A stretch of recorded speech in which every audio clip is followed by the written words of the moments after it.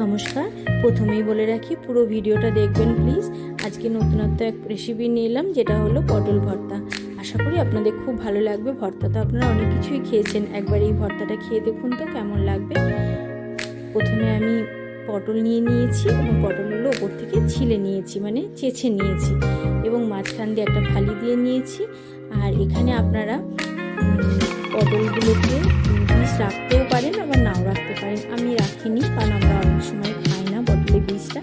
তো যাই হোক, এবার সেদ্ধ করে নিয়েছি এবং ঠান্ডা করতে দিয়েছি। আর কী কী লাগবে এক ঝলক তো আগেই দেখিয়ে দিলাম। সর্ষের তেল তো মাস্ট, বাকি লাগবে পেঁয়াজ, রসুন, কাঁচা লঙ্কা, ধনে পাতা, আর ধনে গুঁড়ো, জিরে গুঁড়ো, লঙ্কার গুঁড়ো, চিনি আর লবণ। এবার আমি মিক্সার জারে ঠান্ডা হয়ে গেলে পটলগুলো নিয়ে নিলাম আর দিয়ে দিলাম সাথে কাঁচা লঙ্কা। এবার একটা পেস্ট বানিয়ে নিলাম দুবারে। এদিকে কড়াইয়ে তেল দিয়ে, এখানে আপনারা চিংড়ি মাছও ব্যবহার করতে পারেন বন্ধুরা।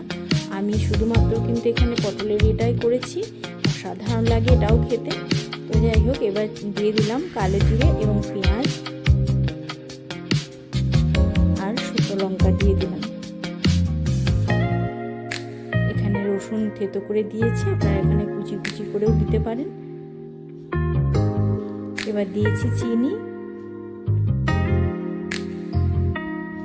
আর দিয়েছি লবণ চিনির এই ব্যালেন্সটা তো খুবই দরকার।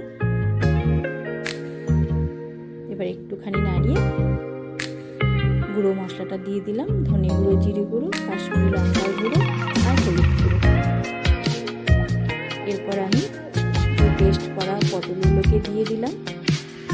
এবার আমি নাড়তে থাকবো। সব শুধু 10 মিনিট মতো, 10 থেকে 12 মিনিট টাইম লেগেছে।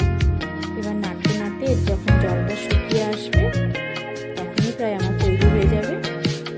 খুব সুন্দর হয় বন্ধুরা, অবশ্যই আপনারা বানাবেন, আমার সকলের কাছে অনুরোধ রইল। এরপর দিয়ে দিলাম সর্ষের তেল। খুব সহজে আর খুব সুন্দর একটা রেসিপি তৈরি হয়, যা অনেকটা ভাত এতেই খাওয়া হয়ে যায়।